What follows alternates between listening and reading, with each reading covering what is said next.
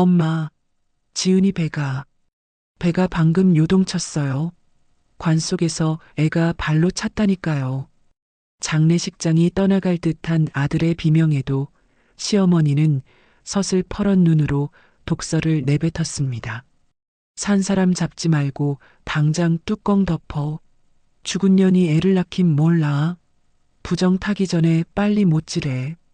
천륜을 저버린 시어머니가 가사 상태에 빠진 며느리와 손자를 산 채로 매장하려던 그 찰나 장례식장 문을 박차고 들어온 한 남자가 관 뚜껑을 내동댕이 치며 포효했습니다. 빗물에 젖은 가운을 입고 나타난 그는 재벌가의 음모에 휘말려 비참하게 쫓겨났던 이 여자의 전남편 김민석이었습니다. 모두가 시신이라며 외면할 때 그는 떨리는 손으로 아내의 맥박을 짚었습니다. 그리고 들려온 기적 같은 소리. 콩닥, 콩닥. 살아있어. 이 여자 아직 안 죽었다고. 산 사람을 관에 쳐넣은 내 놈들. 내가 다 가만 안 둬. 죽음의 문턱에서 시작된 전 남편의 처절한 응급 이송 작전과 7년 뒤 자신들이 버린 천재 핏줄을 되찾기 위해 다시 발악하는 재벌가의 추악한 전쟁. 죽어서도 자식을 살려낸 엄마의 눈물겨운 기적과 그 처절한 복수의 전말이 지금 공개됩니다. 오늘의 사연 시작합니다. 이야기 시작 전 좋아요 한번 꼭 눌러주시고 이 영상을 어디서 보고 계신지 댓글로 남겨주세요. 시청하고 계신 그곳으로 대박의 기운 전달해드리겠습니다. 하늘에 구멍이라도 뚫린 듯 장대비가 쏟아지는 밤이었습니다. 대한민국에서 내로라 하는 재벌가 태산그룹의 며느리 이지은의 빈소는 화려한 국화꽃으로 장식되어 있었지만 정작 조문객은 한 명도 보이지 않았습니다. 냉기만 감도는 텅 빈 빈소에는 날카로운 고함 소리만이 울려 퍼지고 있었죠. 최 여사가 지팡이로 바닥을 쿵쿵 찍으며 상조 직원들에게 소리쳤습니다. 아니, 지금 시간이 몇 시인데 아직도 꾸물거리고 있어. 내가 분명히 자시 전에 끝내라고 했지. 상조 팀장이 땀을 뻘뻘 흘리며 허리를 숙였습니다. 회장님, 그래도 고인께서 숨을 거두신 지 이제 겨우 3시간 지났습니다. 절차상 최 여사가 눈을 부라리며 팀장의 말을 끊었습니다. 절차? 죽은 사람이 다시 살아오기라도 한단 말이야? 임신한 채 죽은 객기는 집안에 들이는 게 아니야. 부정 타기 전에 당장 입간해서 화장터로 보내. 구석에 쭈그리고 앉아있던 상주 박현우가 어깨를 들썩이며 흐느꼈습니다.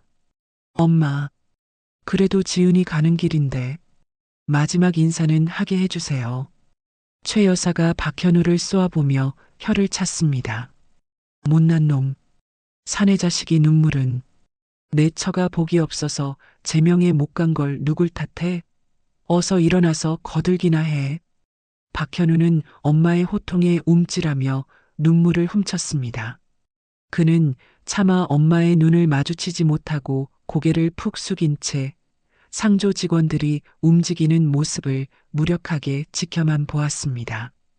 직원들은 최 여사의 서슬퍼런 독촉에 쫓기듯 이지은의 시신을 결박하기 시작했습니다. 창백하게 식어버린 이지은의 얼굴 위로 누런 삼배천이 천천히 덮였습니다.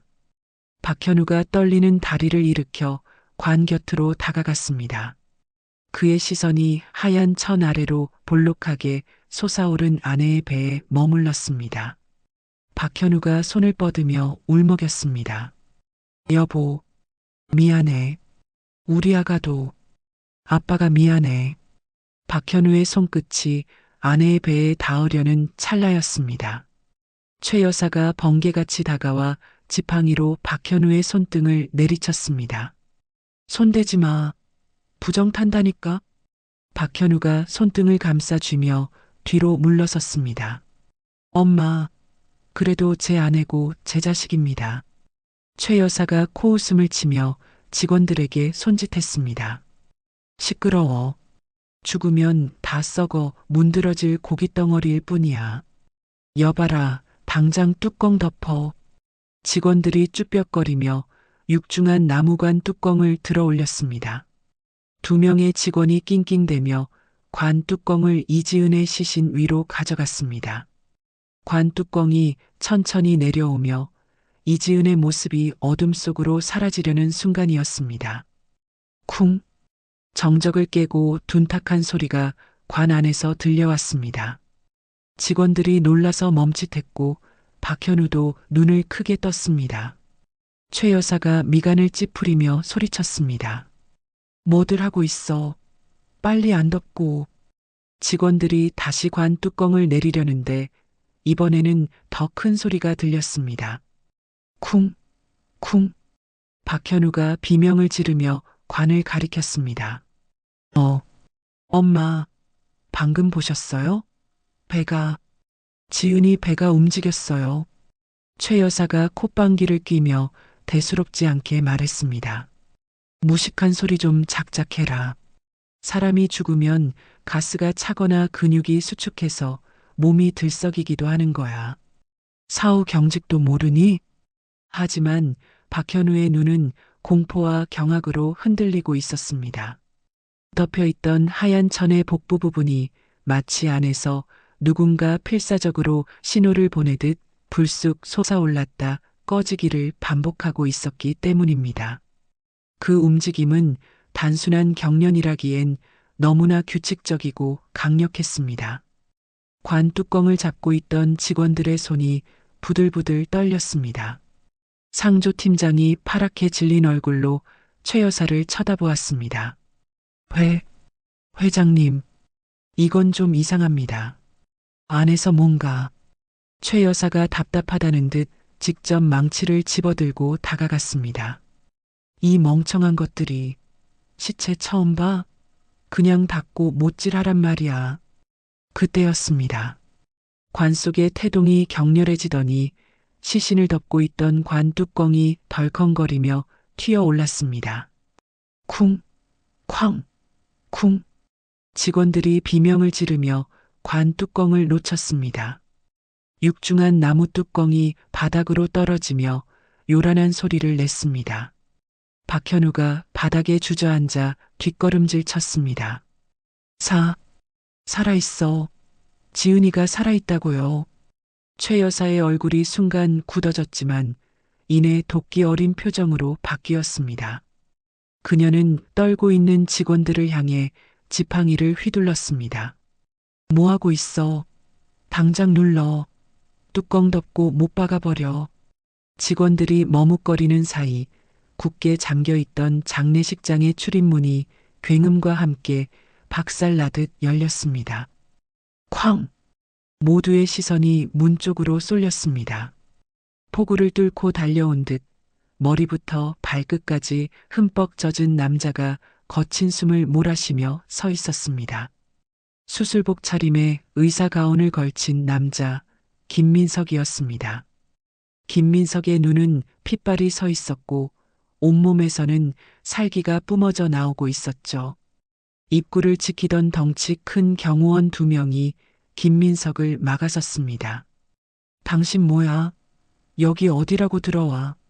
김민석이 짐승처럼 으르렁거렸습니다. 비켜. 경호원이 김민석의 어깨를 잡으려 하자 김민석이 순식간에 몸을 날려 경호원의 명치를 들이받았습니다. 억소리와 함께 경호원이 나뒹굴자 김민석은 지체 없이 제단 위로 뛰어 올랐습니다. 최 여사가 기겁하며 소리쳤습니다. 저 미친놈이 당장 끌어내. 김민석은 최 여사의 고함 따위는 들리지 않는다는 듯 망치를 들고 서 있는 상조 직원을 어깨로 밀쳐버렸습니다. 그리고 바닥에 떨어진 관 뚜껑을 발로 차버린 뒤 이지은의 시신 옆에 무릎을 꿇었습니다. 박현우가 덜덜 떨며 김민석을 알아보았습니다. 김민석? 당신이 여길 왜?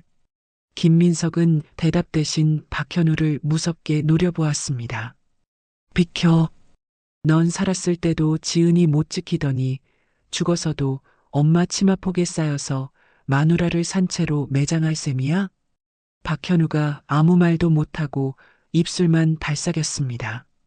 김민석은 떨리는 손을 들어 이지은의 목동맥과 팽창된 복부 위에 손을 올렸습니다. 장례식장 안에는 빗소리 외에는 아무 소리도 들리지 않는 숨막히는 정적이 흘렀습니다. 김민석이 눈을 감고 온 신경을 집중했습니다. 최 여사가 경호원들에게 눈짓을 보내며 김민석의 뒤로 다가오고 있었습니다. 그때 김민석의 눈이 번쩍 뜨였습니다. 그의 손끝에 느껴진 것은 죽음의 차가움이 아니었습니다. 미약하지만 분명하게 뛰고 있는 맥박, 그리고 생명의 고동이었습니다.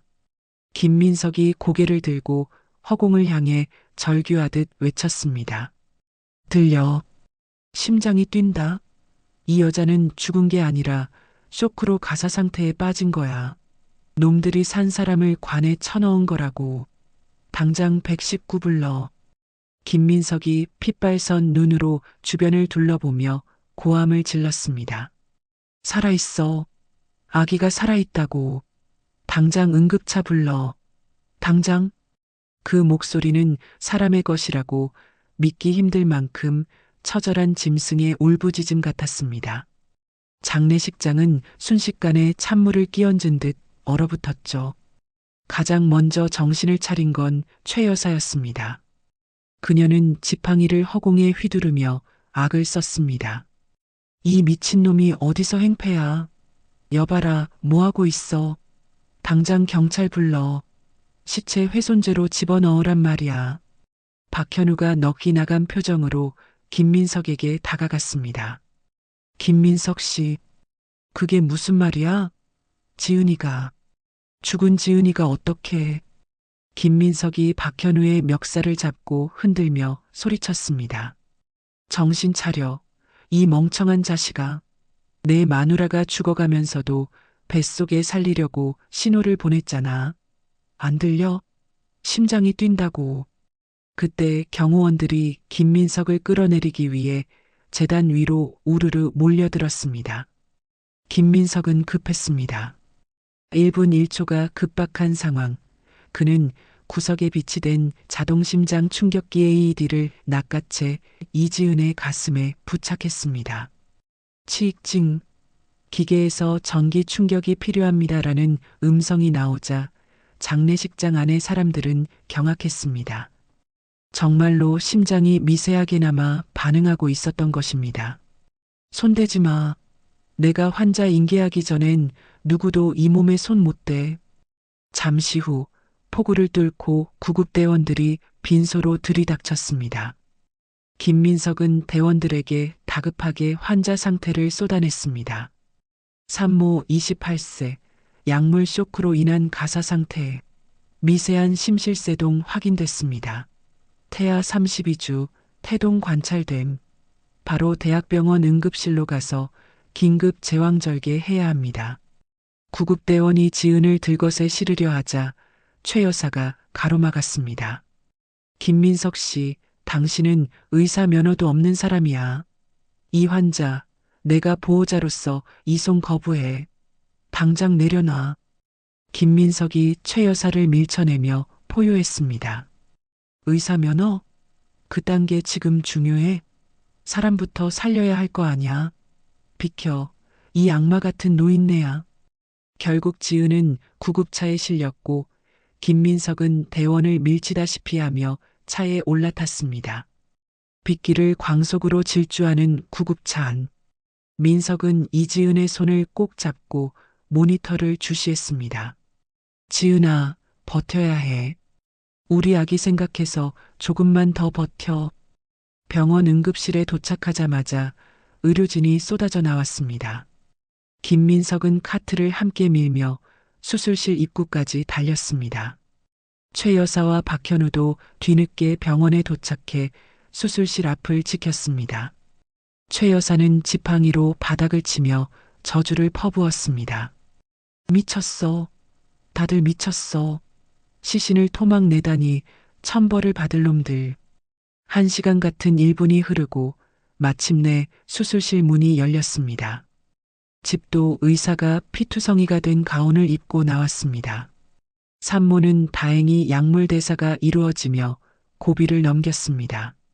하지만 아기가 급합니다. 산모의 혈액과 태아의 혈액이 충돌하는 심각한 용혈성 황달이에요. 당장 교환 수혈을 하지 않으면 아이는 10분을 못 넘깁니다. 의사의 말에 박현우가 울먹이며 팔을 내밀었습니다. 선생님, 제 피 뽑으세요. 제가 아빠예요. 제 피 뽑으시라고요. 의사가 박현우의 혈액형을 확인하더니 고개를 저었습니다. 안 됩니다. 아기는 RH O형입니다. 아버님은 O형이라면서요? 수혈하면 아이 그 자리에서 즉사합니다. O형 없습니까? 여기 O형 아무도 없냐고. 장례식장에서부터 따라온 조문객들이 서로 얼굴만 쳐다볼 뿐 선뜻 나서는 사람이 없었습니다. 아기의 숨소리는 점점 더 거칠어지고 작은 가슴의 움직임이 점점 느려졌습니다. 박현우가 멍하니 서서 입술만 달싹였습니다. O형? 지은이도 O형인데 어떻게 O형이? 최 여사의 얼굴이 경악으로 일그러졌습니다. 복도에는 정적보다 더 무서운 충격이 감돌았습니다. 그때 김민석이 천천히 일어나 자신의 와이셔츠 소매를 걷어 올렸습니다. 내 피 뽑으십시오. 내가 O형입니다. 그리고 저 아이, 내 아들입니다. 간호사가 급하게 김민석의 팔에 주사 바늘을 꽂았습니다. 검붉은 피가 튜브를 타고 빠르게 흘러나와 아기의 몸속으로 들어가는 모습이 투명한 튜브를 통해 적나라하게 보였습니다. 꿀꺽, 꿀꺽. 마치 아기가 아빠의 생명을 들이키는 듯 했습니다. 기적이 일어났습니다. 노랗게 떴던 아기의 얼굴에 서서히 붉은 혈색이 돌아오기 시작한 것입니다. 김민석의 얼굴은 피를 뽑느라 점점 창백해졌지만 그의 눈은 아기에게서 한시도 떨어지지 않았습니다. 그래, 옳지. 받아먹어. 살아야지. 엄마가 널 어떻게 살렸는데. 수혈이 끝나고 아기가 우렁차게 울음을 터뜨리자 박현우는 다리에 힘이 풀려 주저앉았습니다. 하지만 최 여사는 달랐습니다. 그녀는 김민석과 아기를 번갈아 보다가 눈을 가늘게 떴습니다. 그녀의 시선이 아기의 오른쪽 귀에 머물렀습니다. 아기의 귓바퀴 앞쪽에는 작은 구멍, 선천성 이루공이 있었습니다. 최 여사가 김민석의 오른쪽 귀를 쳐다보았습니다. 거기에도 아기와 똑같은 위치에 작은 구멍이 선명하게 박혀 있었습니다. 기가 막혀서 어쩐지. 최 여사가 지팡이로 바닥을 쾅 내리찍었습니다.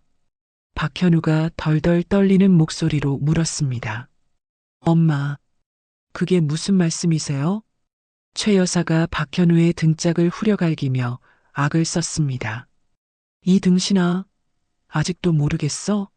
저 의사놈 피를 받아 살아난 것도 모자라 귀 구멍까지 똑같이 빼다 박았잖아. 저애 내 씨가 아니라고. 박현우의 얼굴이 하얗게 질렸습니다. 그는 지옥 같은 배신감에 휩싸여 소리쳤습니다. 더러워. 치워. 당장 내 눈앞에서 치우라고. 최 여사가 차갑게 명령했습니다. 저런 근본 없는 핏덩이는 우리 집안 호적에 절대 못 올려. 당장 내다버려. 김민석은 창백해진 몸을 이끌고 비틀거리며 아기를 품에 안았습니다. 그래, 잘 됐네. 이런 짐승 같은 집구석에서 내 아들 못 키워. 내가 데려간다. 김민석은 자신의 피 묻은 코트로 아기를 감싸고 병원 밖으로 걸어나갔습니다. 폭우가 쏟아지는 밤 모든 것을 잃은 아빠와 버려진 아기. 김민석은 멀어지는 병원을 돌아보며 씹어뱉듯 말했습니다. 기억해라. 오늘 당신들이 버린 이 핏덩이가 언젠가 당신들의 모든 것을 집어삼키러 올 것이다. 반드시 기억해라. 오늘 당신들이 버린 이 피덩이가 언젠가 당신들의 모든 것을 집어삼키러 올 것이다. 반드시. 김민석의 절규가 병원 응급실 복도의 높은 천장을 때리고 사라졌습니다. 품에 안긴 아기의 상태는 육안으로 보기에도 심각했습니다. 방금 전까지 붉게 돌았던 혈색이 급격히 노랗게 변하더니 입술은 검푸른 색으로 죽어가고 있었으니까요. 아기는 숨을 쉴 때마다 가슴이 푹푹 패일 정도로 힘겨워하며 가느다란 신음소리를 내뱉었습니다. 김민석이 아기의 눈꺼풀을 뒤집어 보며 의료진을 향해 다급하게 소리쳤습니다. 심각한 저산소 중의 용혈성 황달이야. 산모 항체가 아기 적혈구를 파괴하고 있다고. 이대로 두면 뇌 손상 오고 심장 멈춰. 당장 교환 수혈 준비해. 옆에서 지켜보던 최 여사가 팔짱을 끼며 비아냥거렸습니다. 가지가지 하는구나. 죽은 년 뱃속에서 억지로 꺼냈으니 성할 리가 있나? 그냥 명줄 끊어지게 놔둬. 그게 순리야. 김민석이 최 여사를 노려보며 이를 갈았습니다. 그의 눈빛이 하도 매서워 최 여사조차 흠칫 놀라 뒷걸음질 쳤습니다. 김민석은 곧바로 박현우에게 고개를 돌렸습니다. 아, 박현우, 너 혈액형 뭐야? 빨리 말해. 박현우가 멍하니 있다가 깜짝 놀라 대답했습니다. 나랑 지은이 둘 다 O형인데. 그건 왜? 김민석이 입술을 깨물며 욕설을 내뱉었습니다. 젠장, O형은 안 돼. 아기 혈액형이 O형이라 항체 반응이 일어난 거라고. 지금 당장 똑같은 O형 피로 수혈 안 하면 얘 5분도 못 버텨. 박현우가 우물쭈물하며 팔을 내밀었습니다. 그래도 내가 아빠니까. 어떻게 안 될까? 일단 내 피라도 좀. 김민석이 박현우의 팔을 거칠게 쳐냈습니다. 돌대가리 같은 소리 하지 마. 내 피 넣으면 아기 혈관 다 막혀서 즉사해. 이 병원 혈액고에 O형 재고 확인해. 빨리. 간호사가 뛰어오며 외쳤습니다. 선생님, 폭우 때문에 혈액 배송차 사고가 나서 지금 O형 전열 재고가 하나도 없습니다. 최소 1시간은 기다려야 한대요. 김민석의 이마에서 식은땀이 비 오듯 흘러내렸습니다.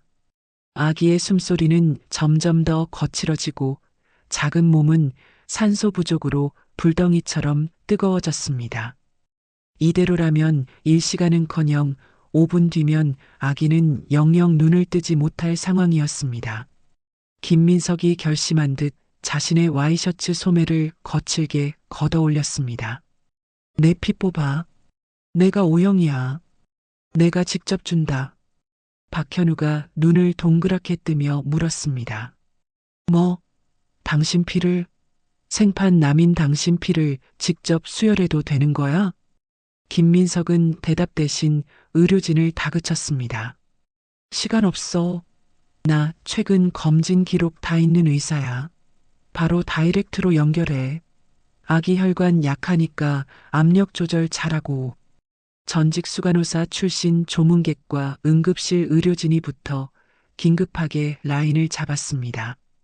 김민석의 팔뚝에 굵은 주사 바늘이 꽂혔고 검붉은 피가 투명한 튜브를 타고 빠르게 흘러나왔습니다. 반대쪽 끝은 아기의 가느다란 탯줄 정맥으로 연결되었습니다. 꿀꺽, 꿀꺽. 마치 아기가 아빠의 생명을 들이키는 듯 했습니다. 김민석의 얼굴은 피를 뽑느라 점점 창백해졌지만 그의 눈은 아기에게서 한시도 떨어지지 않았습니다. 그래, 옳지. 받아먹어. 살아야지. 엄마가 널 어떻게 살렸는데. 김민석이 주문을 외우듯 중얼거렸습니다. 기적이 일어났습니다. 노랗게 떴던 아기의 얼굴에 서서히 붉은 혈색이 돌아오기 시작한 것입니다. 파랗게 질렸던 입술에도 앵두 같은 핏기가 돌았습니다. 아기의 거친 숨소리가 점차 편안하고 규칙적인 리듬을 찾았습니다. 박현우가 안도의 한숨을 내쉬며 가슴을 쓸어내렸습니다. 아, 다행이다. 정말 다행이야. 살았어. 그때였습니다. 최 여사가 김민석과 아기를 번갈아 보다가 눈을 가늘게 떴습니다. 그녀의 시선이 아기의 오른쪽 귀에 머물렀습니다. 아기의 귓바퀴 앞쪽에는 바늘로 콕 찌른 듯한 작은 구멍이 있었습니다. 선천성 이루공이었습니다. 최 여사의 시선이 천천히 김민석의 얼굴로 옮겨갔습니다. 땀에 젖은 머리카락 사이로 드러난 김민석의 오른쪽 귀. 거기에도 아기와 똑같은 위치에 똑같은 모양의 작은 구멍이 선명하게 박혀 있었습니다. 최 여사의 입꼬리가 비틀리며 올라갔습니다. 아, 기가 막혀서 어쩐지. 최 여사가 지팡이로 바닥을 쾅 내리찍었습니다. 그 소리에 모두가 깜짝 놀라 그녀를 쳐다보았습니다. 최 여사가 떨리는 손가락으로 김민석과 아기를 가리키며 소리쳤습니다. 저것 봐. 저놈 귀랑 애새끼 귀랑 똑같잖아. 귓구멍까지 똑같이 빼다 박았어. 게다가 어영 부부 사이에서 오영 자식이 나온다고?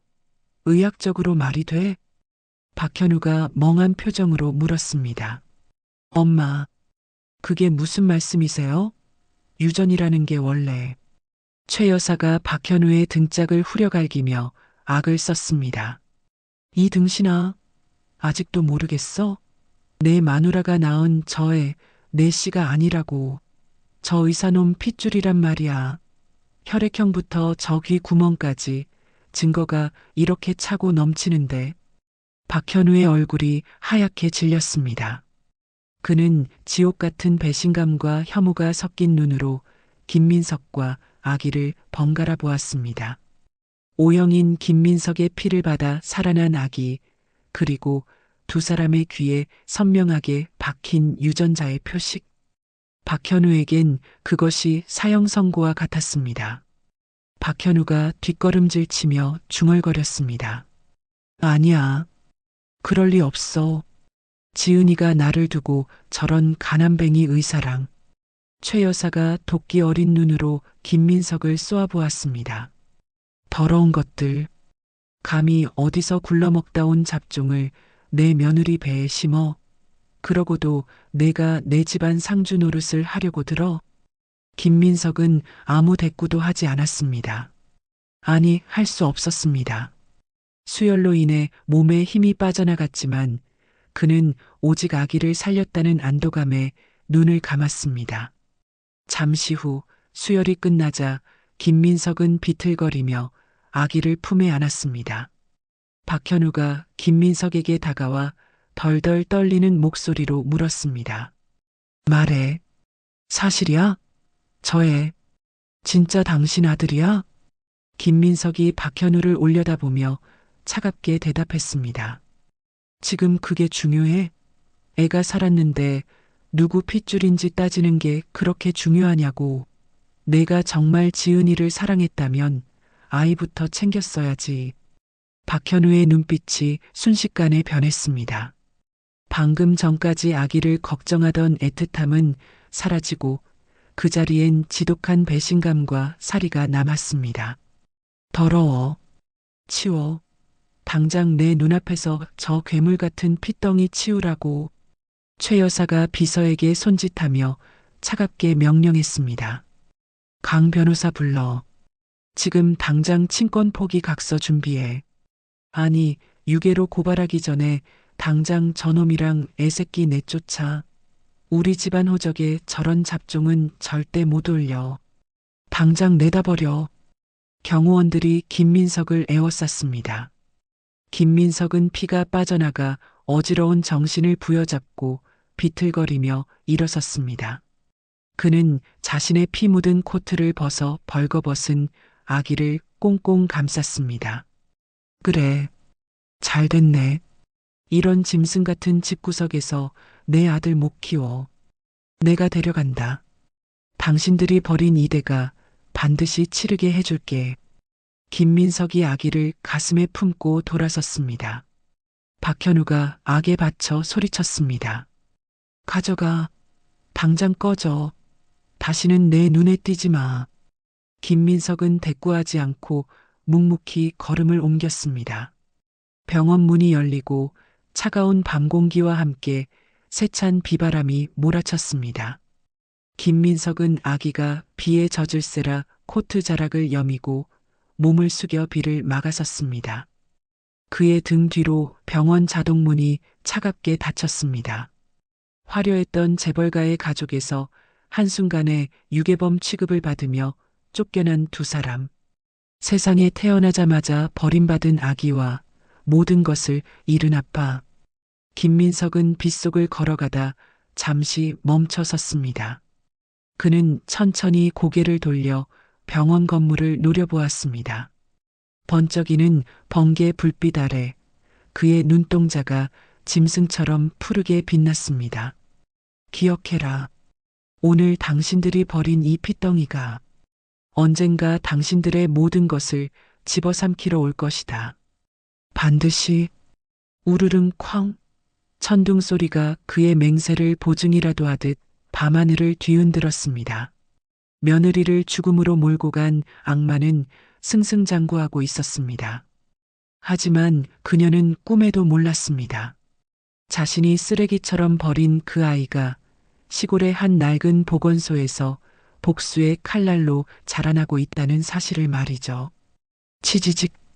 낡은 보건소 안 브라운관 TV의 화면이 흔들리며 최 여사의 얼굴이 일그러졌습니다. 화면 속의 최 여사는 화려한 꽃다발을 안고 인자한 미소를 짓고 있었습니다. 기자가 마이크를 들이대며 물었습니다.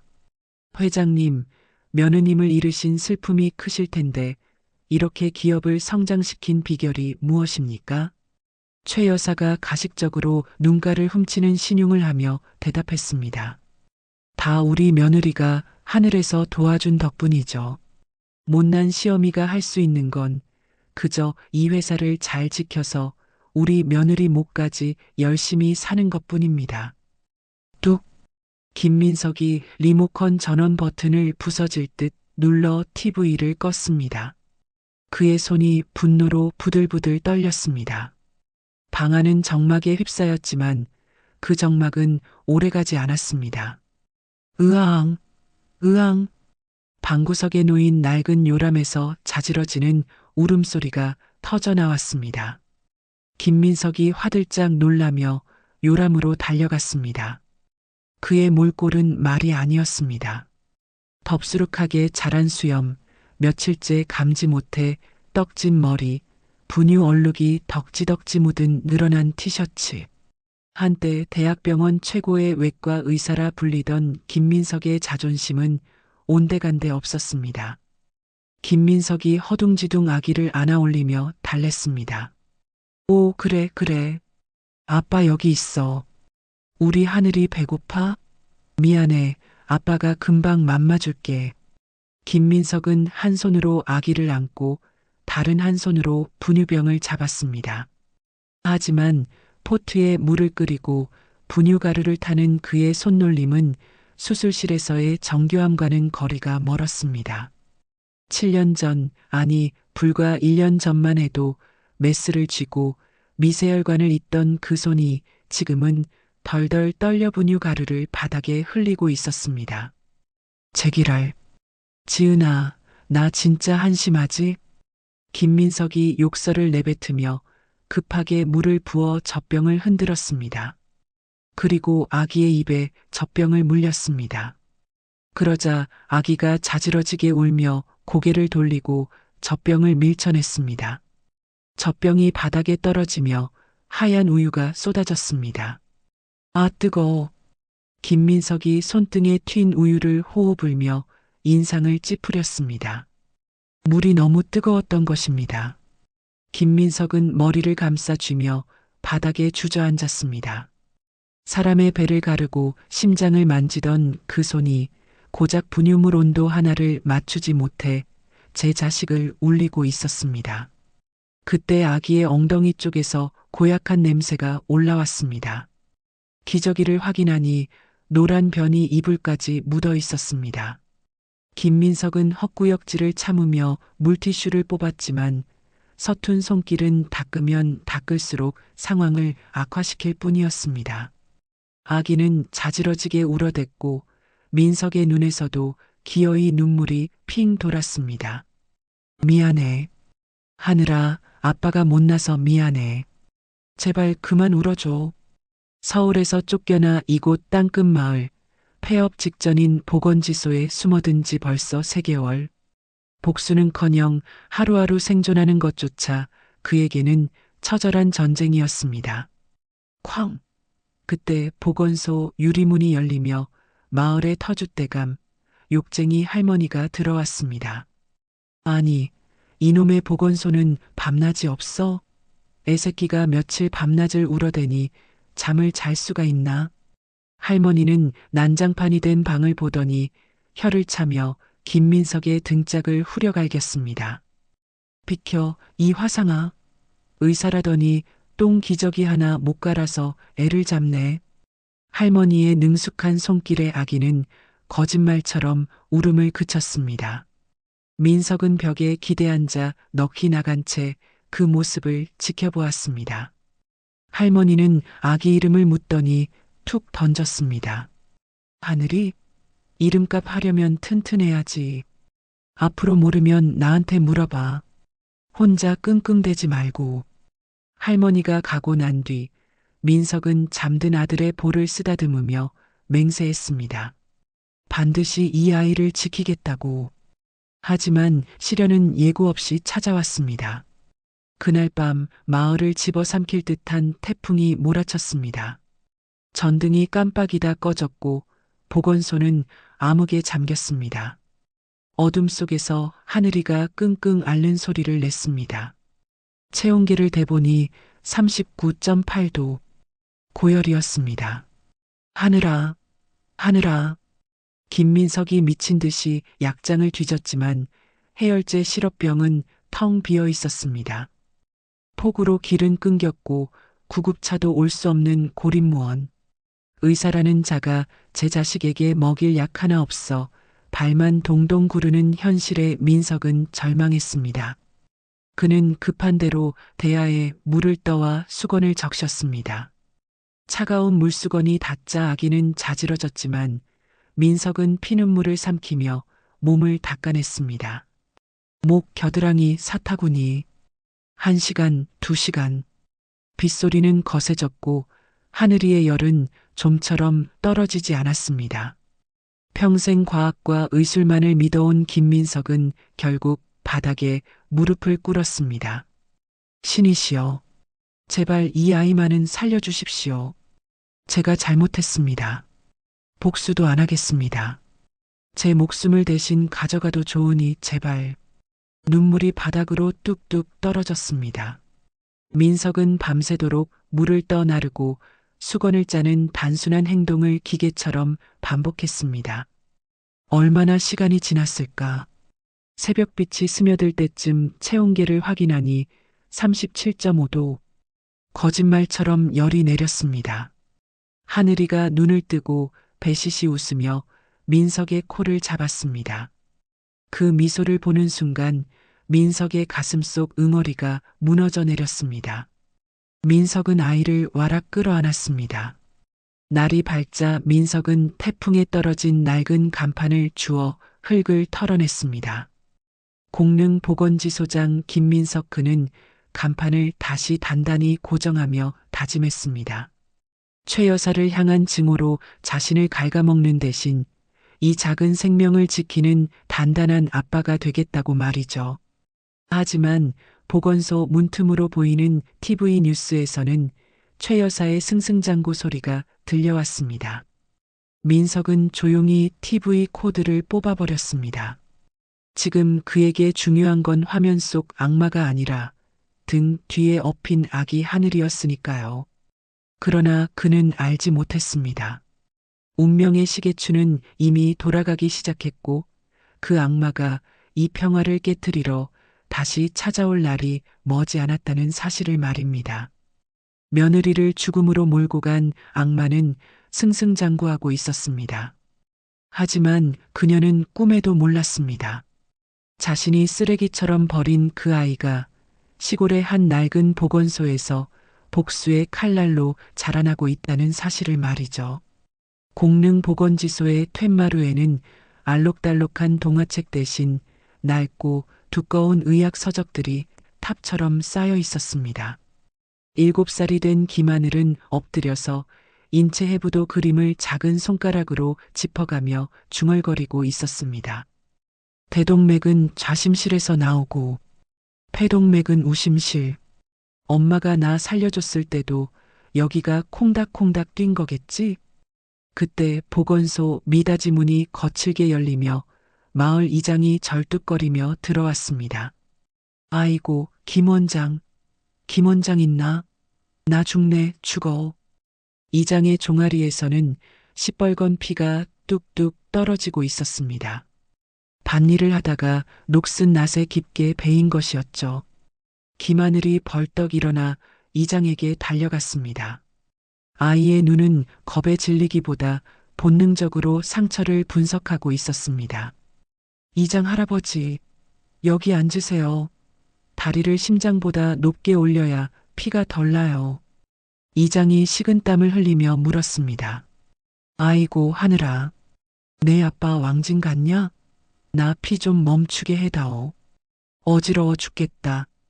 김하늘은 대답 대신 깨끗한 수건을 가져와 상처 부위 위쪽을 단단히 묶기 시작했습니다. 고사리 같은 손이었지만 매듭을 짓는 야무진 손놀림은 숙련된 간호사 못지않았습니다. 김하늘이 이장의 다리를 베개 위에 받쳐놓으며 침착하게 말했습니다. 동맥이 터진 건 아니니까 안심하세요.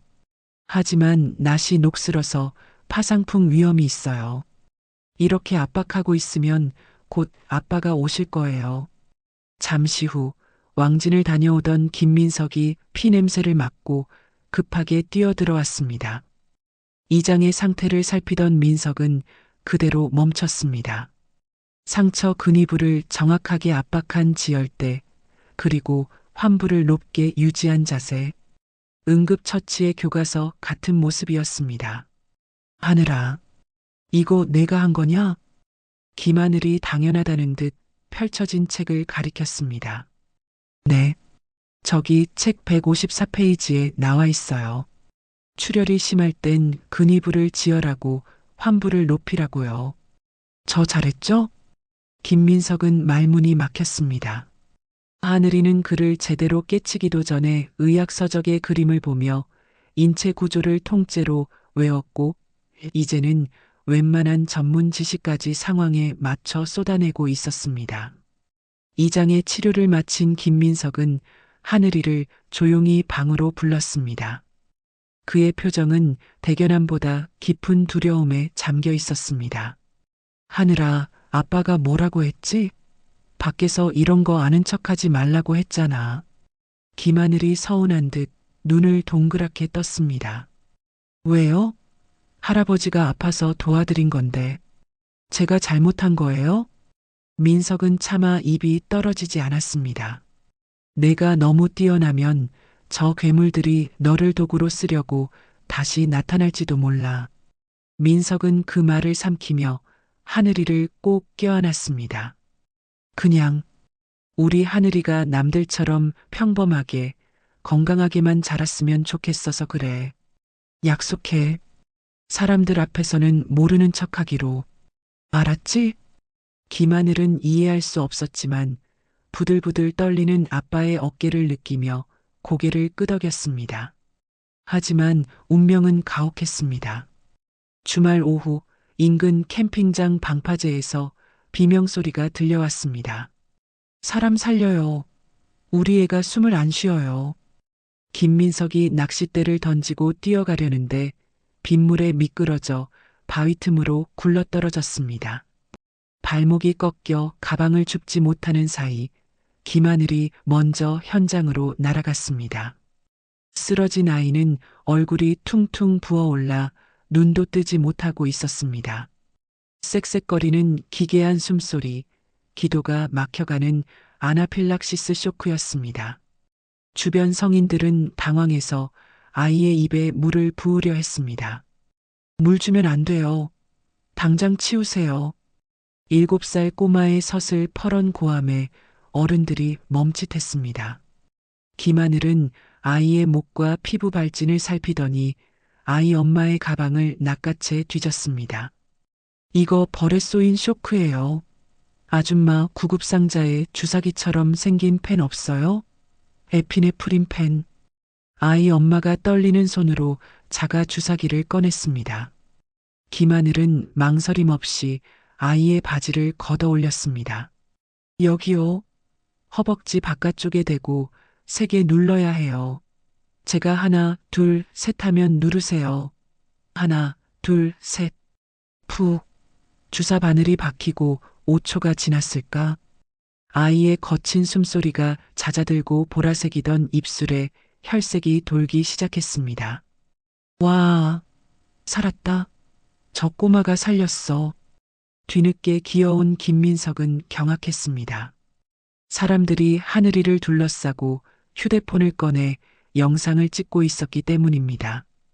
특히 유튜버로 보이는 한 남자가 흥분해서 생중계를 하고 있었습니다. 여러분, 보십시오. 이게 말로만 듣던 천재 의사 소년입니다. 7살 꼬마가 사람을 살렸어요.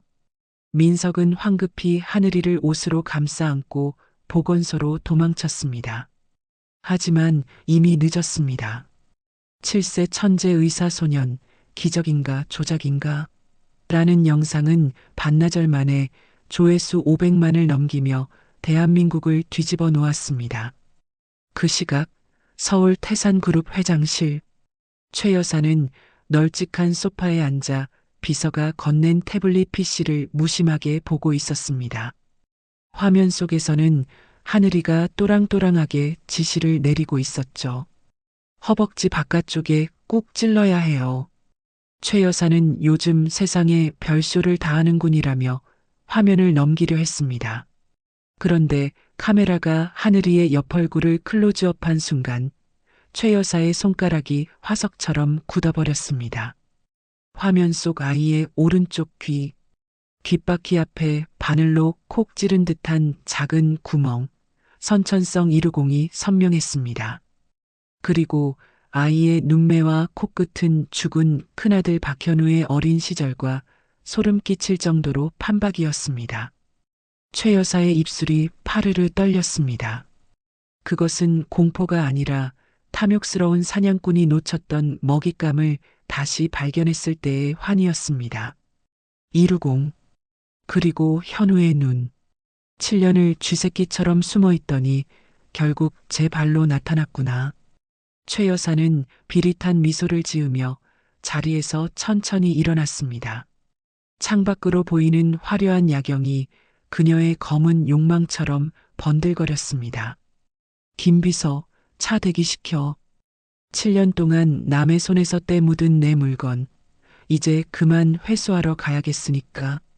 보건소의 소박한 평화는 그렇게 최 여사의 검은 그림자 아래 산산조각 날 준비를 하고 있었습니다.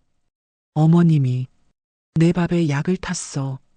아이를 지우려고 해. 여보, 당신도 알고 있었지? 날 죽이려던 거. 이 살인마 새끼들. 다 죽여버리겠어. 7살 천재 의사 소년 영상이 인터넷을 휩쓸고 지나간 지 며칠 후였습니다. 폭풍 전 야처럼 고요하던 공릉보건지소의 앞마당에 흙먼지가 자욱하게 피어올랐습니다. 평화로운 시골 마을의 정적을 깨고 검은색 고급 세단 3대가 굉음을 내며 들이닥쳤습니다. 타이어가 자갈을 지지기는 소리가 날카롭게 울려 퍼졌습니다. 기익. 보건소 마당을 가득 채운 세단에서 검은 양복을 입은 사내들이 우르르 내렸습니다.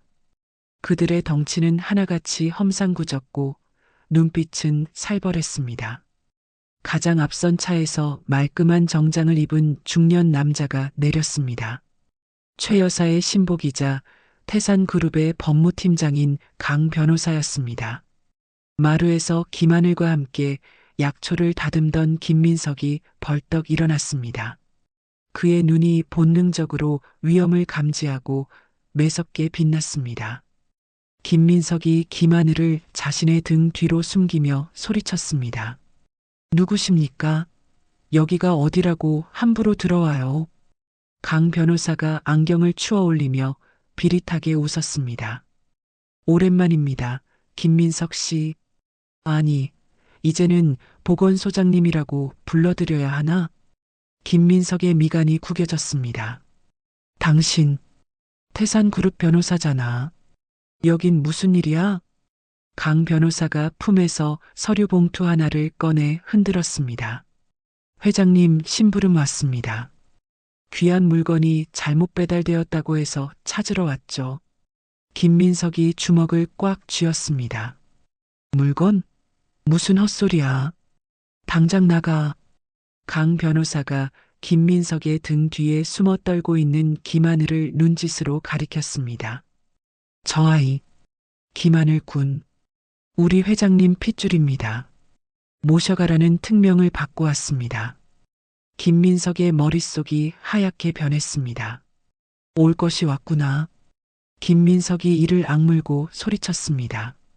웃기지 마. 내 아들이야. 7년 전에 너희 회장이 갖다 버리라고 했어. 친권 포기하겠다고 각서까지 썼잖아.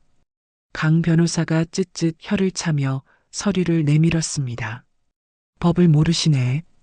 그때 친권 포기는 강압에 의한 구두 약속이라 법적 효력이 전혀 없습니다. 여기 보세요. 법원에는 이미 우리 그룹 장손인 박현우 씨가 친권자로 등록되어 있습니다. 게다가 우리가 미리 채취한 유전자 검사 결과 99.9% 일치한다는 사실이 입증됐고요. 지금 김민석 씨는 남의 집 귀한 손자를 무단으로 데리고 있는 미성년자 약취 유인범인 겁니다. 김민석이 서류를 낚아채 갈기갈기 찢어버렸습니다. 종이 조각이 허공에 흩날렸습니다. 개소리 집어치워. 내 아들은 물건이 아니야. 당장 꺼져. 강 변호사의 표정이 순식간에 차가워졌습니다. 말로 해서는 안 듣겠다. 이거군. 얘들아 모셔라. 저항하면 공무집행방해로 경찰 부르고. 강 변호사의 손짓이 떨어지자마자 대기하던 경호원들이 김민석을 향해 달려들었습니다. 김민석이 김하늘을 방 안으로 밀어 넣으려 했습니다. 하늘아, 들어가. 문 잠가. 하지만 경호원들의 속도가 더 빨랐습니다. 2명의 사내가 김민석의 양팔을 뒤로 꺾어 제압했습니다. 으윽! 김민석이 비명을 지르며 몸부림쳤지만 역부족이었습니다. 그는 흙바닥에 얼굴이 처박힌 채 짓눌렸습니다. 아빠, 아빠. 김하늘이 울부짖으며 김민석에게 달려들려 했지만 다른 경호원이 김하늘의 허리를 낚아채 번쩍 들어 올렸습니다. 김하늘이 발버둥치며 경호원의 팔을 물어뜯었습니다. 놓아. 이거 놓으란 말이야. 우리 아빠야. 경호원이 인상을 찌푸리며 김하늘의 엉덩이를 세게 때렸습니다. 조용히 해. 꼬맹이가 독하네. 김민석이 흙을 씹으며 고개를 쳐들고 소리쳤습니다. 손대지 마. 내 아들한테 손대지 마. 이 개자식들아. 강 변호사가 쓰러진 김민석의 앞에 쭈그리고 앉아 조소했습니다. 주제 파악 좀 하세요. 당신 같은 동네 의사가 태산그룹을 이길 수 있을 것 같아요? 우리가 지역 경찰과 기관에 손을 좀 써놨으니 신고해봤자 소용없을 겁니다. 얌전히 있으면 콩밥은 면하게 해줄 테니 감사히 여겨. 강 변호사가 일어나 옷을 털며 명령했습니다. 차에 태워. 회장님 기다리신다. 경호원이 짐짝처럼 김하늘을 들고 검은 세단으로 향했습니다. 김하늘이 차창을 향해 손을 뻗으며 절규했습니다. 아빠, 아빠, 살려줘. 으앙. 김민석이 온 힘을 다해 몸을 비틀어 팔을 빼냈습니다. 하늘아. 김민석이 경호원들의 다리를 붙잡고 늘어졌지만 무자비한 발길질이 그의 복부와 얼굴을 강타했습니다. 퍽! 퍽! 입안이 터지고 코피가 쏟아졌습니다. 김민석이 피를 토하며 바닥을 기었습니다. 쾅! 차 문이 닫히고 김하늘의 울음소리가 차단되었습니다. 엔진 소리가 요란하게 울리며 세단들이 출발했습니다. 김민석은 깨진 안경을 쓴 채 멀어지는 차를 향해 손을 뻗으며 기어갔습니다. 안 돼. 가지 마. 하늘아. 차는 매정하게 흙탕물을 튀기며 보건소 마당을 빠져나갔습니다. 김민석의 손끝에 닿은 것은 차가운 타이어 자국뿐이었습니다. 그리고 흙먼지 속에 덩그러니 남겨진 작은 운동화 한 짝. 김하늘이 끌려가며 벗겨진 신발이었습니다. 김민석이 떨리는 손으로 운동화를 집어들었습니다. 아직 아이의 온기가 남아있는 작은 신발. 김민석이 신발을 가슴에 품고 짐승처럼 울부짖었습니다. 으아, 하늘아, 내 아들, 내 아들 내놔. 텅 빈 보건소 마당에는 김민석의 처절한 오열소리만이 메아리쳤습니다. 그 시각 서울로 향하는 차 안. 김하늘은 목이 쉬도록 울다가 지쳐 잠이 들었습니다. 눈물 범벅이 된 얼굴로 웅크린 아이의 손에는 김민석이 사준 낡은 장난감 청진기가 꼭 쥐어져 있었습니다. 몇 시간 후 서울 평창동의 대저택. 최 여사는 으리으리한 거실 소파에 앉아 차를 마시고 있었습니다. 강 변호사가 김하늘을 데리고 들어왔습니다. 김하늘은 낯선 환경과 사람들의 잔뜩 겁을 먹고 있었지만 눈빛만은 죽지 않고 최 여사를 노려보았습니다. 최 여사가 찻잔을 내려놓으며 김하늘을 훑어보았습니다. 뭐냐? 이제야 제자리에 왔구나. 꼴이 그게 뭐냐? 촌티가 줄줄 흐르는구나. 최 여사가 가정부에게 손짓했습니다. 가서 씻기고 새 옷 입혀. 저 거지 같은 옷 당장 불태우고. 가정부가 김하늘의 팔을 잡으려 하자 김하늘이 손을 뿌리치며 소리쳤습니다. 싫어. 집에 갈 거야. 우리 아빠한테 갈 거야. 최 여사가 피식 웃었습니다. 아빠, 그 거지 의사놈 말이냐? 걘 내 아빠가 아니야. 넌 이 태상그룹을 이끌어갈 도구이자 장손이다. 이제부터 할미 말만 들어. 김하늘이 최 여사 앞에 차려진 고급 과자 접시를 손으로 쳐서 엎어버렸습니다. 와장창. 접시가 깨지고 과자가 카펫 위에 흩어졌습니다. 필요 없어. 우리 아빠 내놔. 할머니 나쁜 사람이야. 최 여사의 눈썹이 꿈틀거렸습니다. 하지만 그녀는 화를 내는 대신 박수를 쳤습니다. 하하, 좋아, 아주 좋아. 그 도끼, 그 성질머리, 내 며느리보단 내 아들을 닮았구나. 아주 마음에 들어. 최 여사가 강 변호사에게 말했습니다. 당분간 방에 가둬. 밥 주지 마. 배고프면 제 발로 기어 나오겠지. 맹수는 굶겨야 말을 듣는 법이야. 김하늘은 경호원들에게 질질 끌려 2층 방으로 올라갔습니다. 놓으라고. 아빠, 아빠. 아이가 사라진 거실에는 깨진 접시 조각만이 차갑게 빛나고 있었습니다. 다시 공릉보건지소. 밤이 깊었습니다. 김민석은 불도 켜지 않은 방 안에 시체처럼 멍하니 앉아 있었습니다.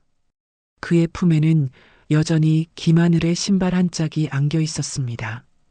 입가에 맺힌 피는 말라붙어 딱지가 앉았고 찢어진 옷 사이로 보이는 몸은 상처투성이었습니다. 김민석이 쉰 목소리로 중얼거렸습니다. 지은아, 미안해. 내가 또 못 지켰어. 내가 병신이라서 우리 하늘이까지 뺏겼어. 그는 자신의 무력함에 치를 떨었습니다. 그때 문득 이지은이 죽기 며칠 전 그에게 했던 말이 떠올랐습니다. 병원 면회실에서 그녀는 유난히 불안해하며 김민석의 손을 잡고 속삭였었죠. 민석 씨, 만약 나한테 무슨 일이 생기면 친정집 장롱 밑을 봐줘. 아니, 내가 그걸 챙겨서 나올게. 꼭 기억해. 장롱 밑바닥이야. 김민석의 눈동자가 흔들렸습니다. 이지은의 친정집 가구들은 그녀가 죽고 난 뒤 유일한 유품이라며 김민석이 보건소로 가져와 쓰고 있었습니다. 지금 안방에 놓인 그 낡은 자개장롱이었습니다. 김민석이 홀린 듯 일어나 장롱 앞으로 다가갔습니다.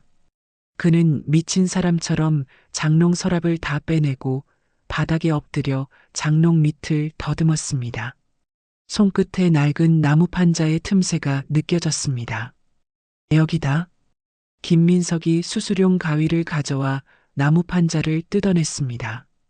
우지끈 판자가 뜯겨나가고 먼지 구덩이 속에 숨겨져 있던 작은 양철 상자가 모습을 드러냈습니다. 김민석이 떨리는 손으로 상자를 꺼냈습니다. 녹슨 상자를 열자 그 안에는 낡은 일기장 한 권과 소형 녹음기 그리고 USB 하나가 들어 있었습니다. 김민석은 심장이 터질 것 같은 긴장감을 느끼며 일기장을 집어들었습니다. 일기장을 펼치자 이지은의 낯익은 글씨체가 눈에 들어왔습니다. 하지만 글씨는 평소와 달리 마구 떨려 있었고 곳곳에 눈물 자국으로 번져 있었습니다. 김민석이 첫 페이지를 읽기 시작했습니다.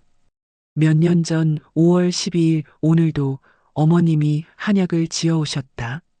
몸보신용이라고 하셨지만 약을 먹고 나면 배가 끊어질 듯 아프고 하혈을 한다. 몰래 성분 검사를 의뢰했다. 결과는 충격적이었다. 자궁 수축제, 아이를 떨어뜨리는 약이었다. 김민석의 손이 부들부들 떨렸습니다. 그는 급하게 다음 장을 넘겼습니다. 몇 년 전 7월 20일 남편에게 말했다. 어머님이 나를 죽이려 한다고, 아이를 지우려 한다고. 하지만 현우 씨는 내 말을 믿지 않는다. 아니, 알면서도 모른 척한다. 그는 어머니가 무서워서 제 자식이 죽어가는 걸 보고만 있다. 이 집은 지옥이다. 마지막 장에는 붉은색 펜으로 꾹꾹 눌러 쓴 절규와도 같은 글이 적혀 있었습니다. 내 밥에 또 약을 탔어.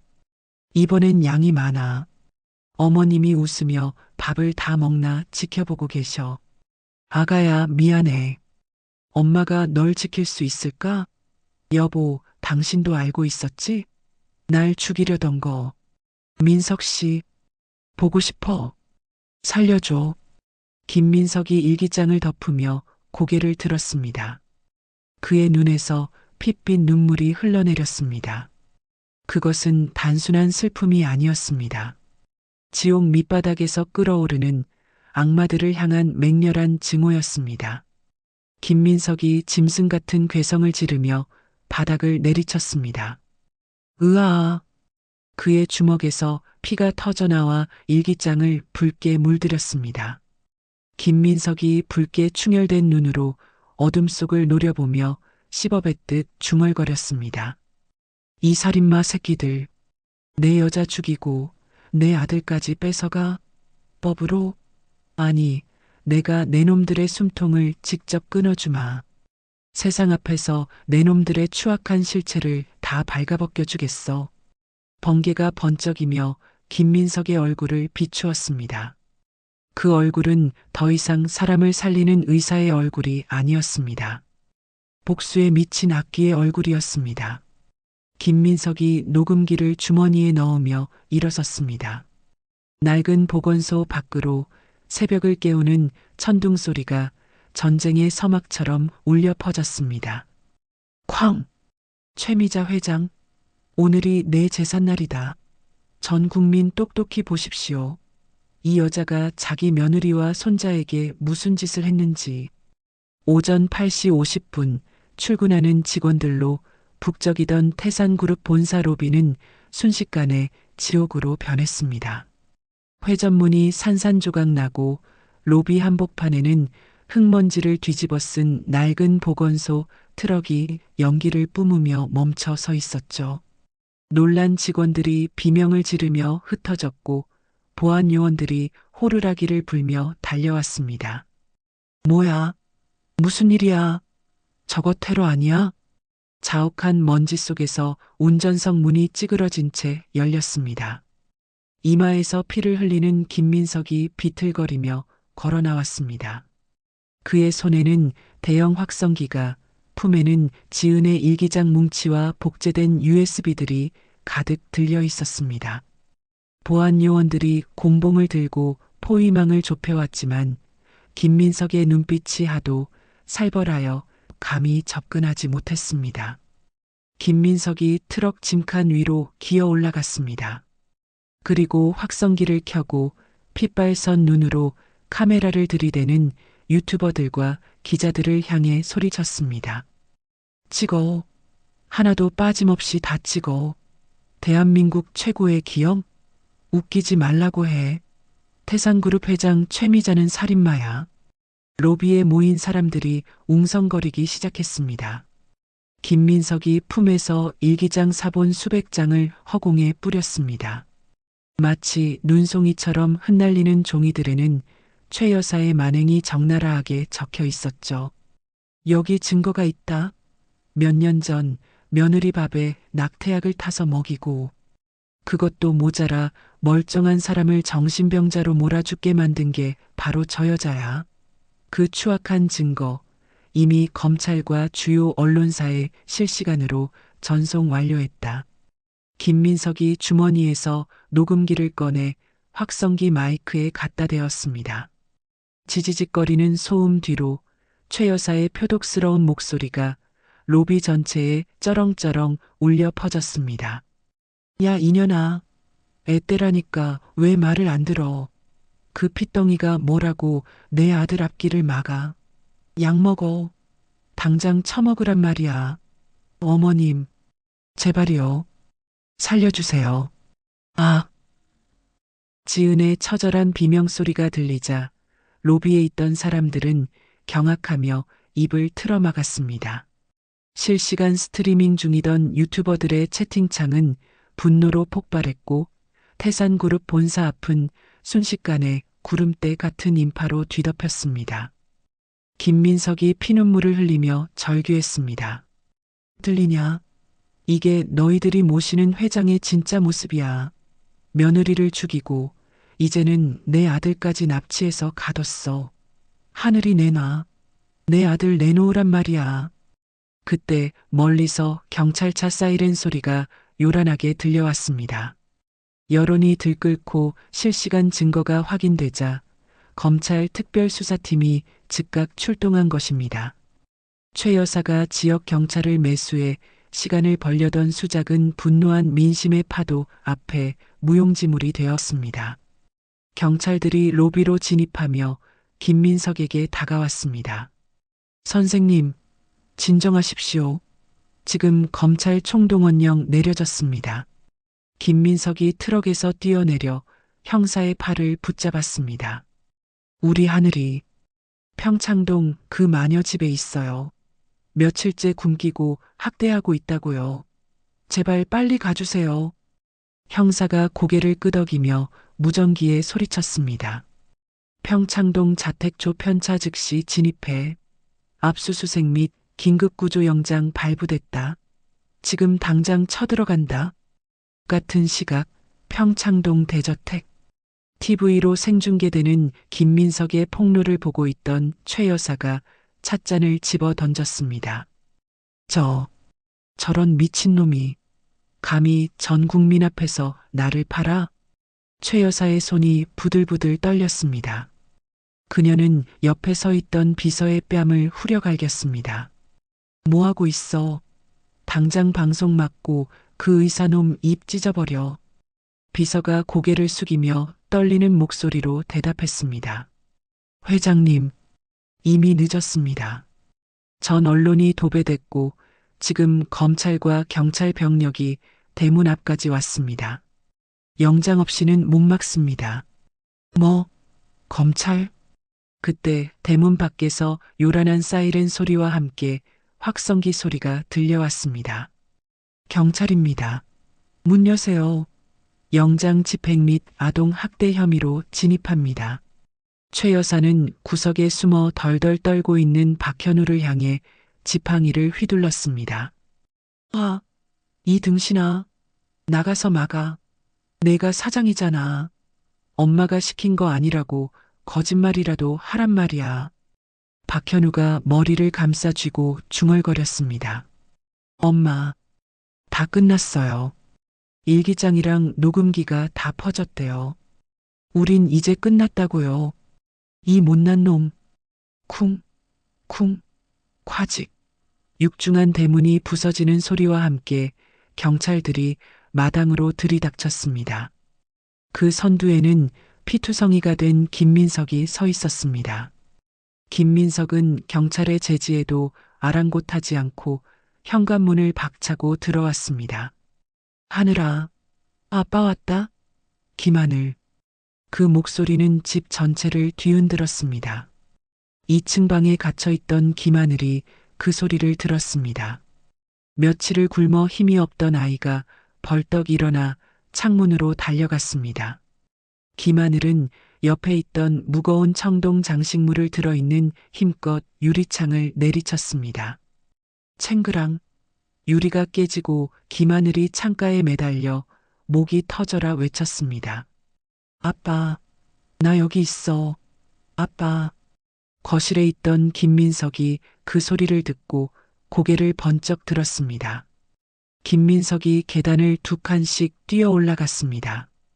경호원들이 막으려 했지만 뒤따라온 형사들이 그들을 제압했습니다. 쾅, 쾅. 잠금 장치가 부서지고 문이 열렸습니다. 방 구석에 웅크리고 있던 김하늘이 김민석을 보자마자 달려와 품에 안겼습니다. 아빠, 흑흑, 아빠. 김민석이 아들을 으스러져라 끌어안고 바닥에 주저앉았습니다. 미안해. 늦어서 미안해.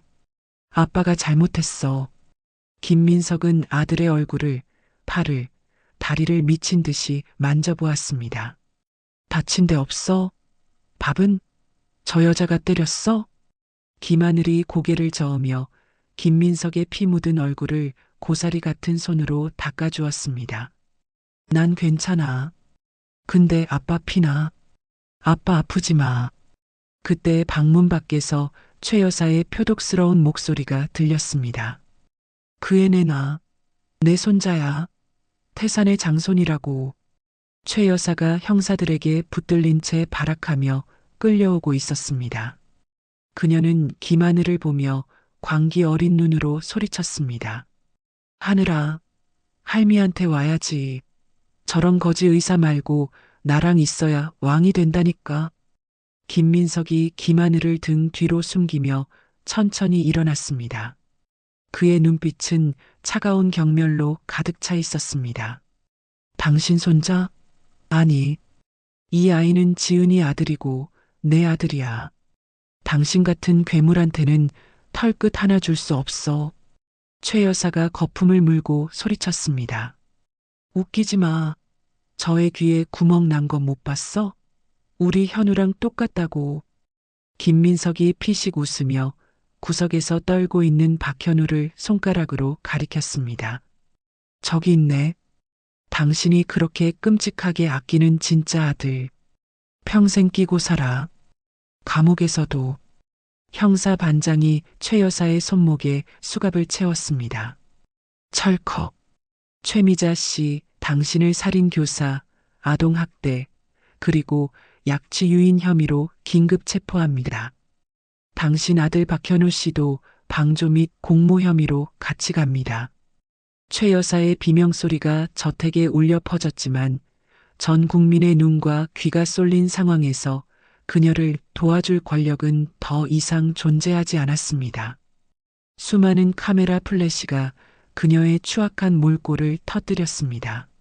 소란이 잦아들고 김민석은 김하늘을 안아들었습니다. 가자, 하늘아. 집에 가자. 우리 집, 보건소로. 김민석이 당당하게 저택을 걸어 나왔습니다. 먹구름이 걷히고 따스한 햇살이 피투성이가 된 두 부자를 비추기 시작했습니다. 긴 악몽의 끝이었습니다. 트럭에 올라타려던 김민석은 백미러로 저택을 보았습니다. 2층 창가에서 하얀 원피스를 입은 지은이 희미하게 미소 지으며 손을 흔들고 있는 듯 했습니다. 고마워요. 바람결에 들린 듯한 목소리에 김민석이 눈시울을 붉혔습니다. 엑셀을 밟자 트럭은 굉음을 내며 앞으로 나아갔습니다. 이제 그에겐 오직 하늘이와 함께할 눈부신 미래뿐이었습니다. 고마워요, 여보. 지켜줘서 고마워. 어떤 죽음은 끝이 아니라 가장 위대한 사랑의 시작입니다. 1년이라는 시간이 흘렀습니다. 계절은 돌고 돌아 다시 찬란한 봄이 찾아왔죠. 공릉보건지소의 낡은 TV에서는 아침 뉴스가 흘러나오고 있었습니다. 앵커의 목소리가 유난히 힘차게 들렸습니다. 다음 소식입니다. 아동학대, 약취 유인, 그리고 7년 전 이지은 씨에 대한 살인 교사 혐의로 기소된 전 태상그룹 회장 최미자 씨에게 징역 10년이 최종 확정되었습니다. 재판부는 피고인이 재력과 권력을 이용해 범죄를 은폐하려 한 점, 그리고 반성의 기미 없이 손자를 도구로 이용한 점 등을 들어 중형이 불가피하다고 밝혔습니다. 화면에는 파란 죄수복을 입고 호송차에 오르는 최 여사의 모습이 비쳤습니다. 화려했던 모피 코트 대신 수의를 입은 그녀의 얼굴은 쭈글쭈글하게 늙어 있었고 도끼 서려 있던 눈빛은 흐리멍덩해져 있었습니다. 한편 어머니의 범죄를 묵인하고 공모한 혐의로 집행유예를 선고받고 경영권에서 완전히 축출된 아지. 박현우 씨는 모든 재산이 사회에 환원된 후 현재 노숙인 쉼터를 전전하고 있는 것으로 알려져 대중에게 큰 충격을 주고 있습니다. 툭! 김민석이 무심하게 리모컨을 눌러 TV를 껐습니다. 그는 거울 앞에 서서 넥타이를 매만졌습니다. 늘 입던 꾀재재한 의사가운이 아닌 말끔한 검은색 정장 차림이었죠. 방 안에서 김하늘이 뛰어나왔습니다. 아빠, 나 이거 나비 넥타이 혼자 했어요. 잘했죠? 8살이 된 김하늘은 어느새 훌쩍 자라 의젓한 모습이었습니다. 김민석이 무릎을 굽혀 앉으며 아들의 옷매무새를 다듬어 주었습니다. 우와, 우리 하늘이 정말 멋진데? 엄마가 보면 깜짝 놀라시겠다. 김하늘이 눈을 반짝이며 물었습니다. 진짜요? 엄마가 나보고 의사 선생님 같다고 하실까요?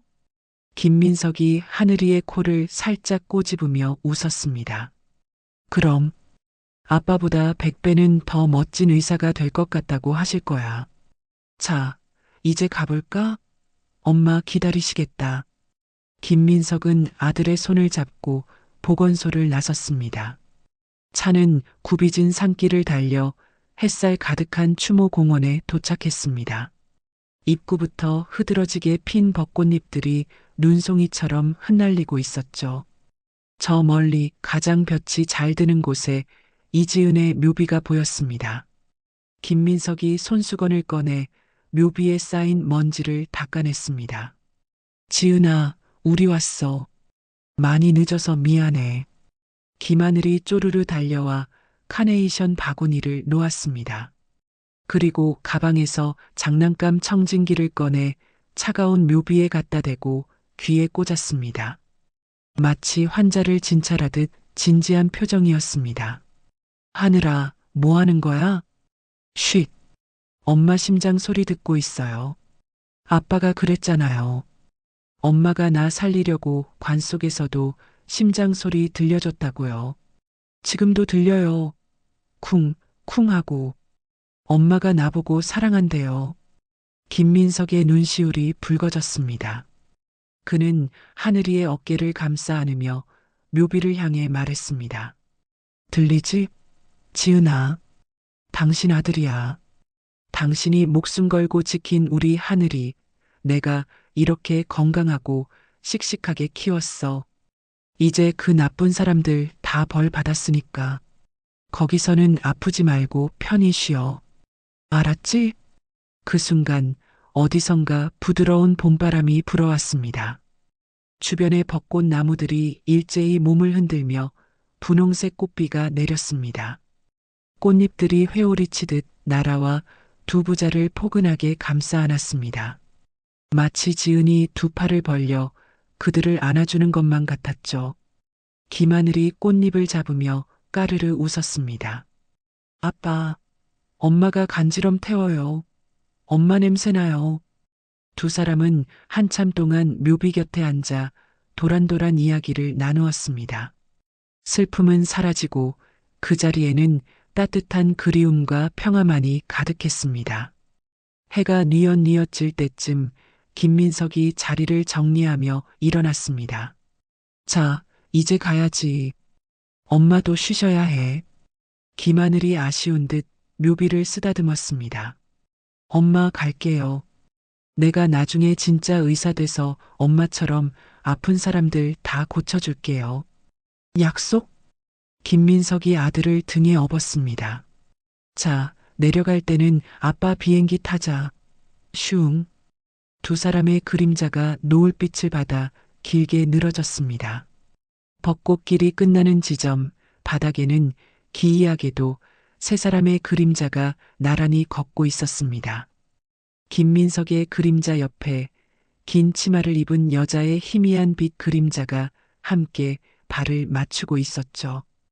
김민석이 문득 무언가를 느낀 듯 멈춰 섰습니다. 그는 뒤를 돌아보는 대신 입가에 미소를 띠며 나지막이 속삭였습니다. 사랑해. 영원히. 오늘 들려드린 이야기 가슴이 참 먹먹해지면서도 한편으로는 속이 시원하게 뚫리셨죠? 차가운 관 속에서도 마지막 힘을 다해 아기를 지켜낸 엄마의 위대한 사랑, 그리고 그 아들을 지키기 위해 거대 기업과 맞서 싸운 아빠의 헌신이 만들어낸 눈물겨운 기적이었습니다. 돈과 권력으로 천륜마저 끊으려 했던 최 여사의 비참한 최후는 우리에게 뿌린 대로 거둔다는 진리를 다시 한번 보여주었습니다.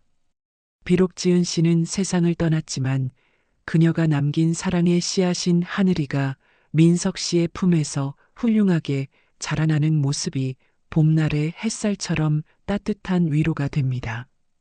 여러분은 이 상황에서 어떤 선택을 하셨을까요? 댓글로 여러분의 생각을 공유해 주세요. 더 감동적이고 시원한 사연으로 돌아오겠습니다. 구독과 좋아요는 큰 힘이 됩니다. 감사합니다.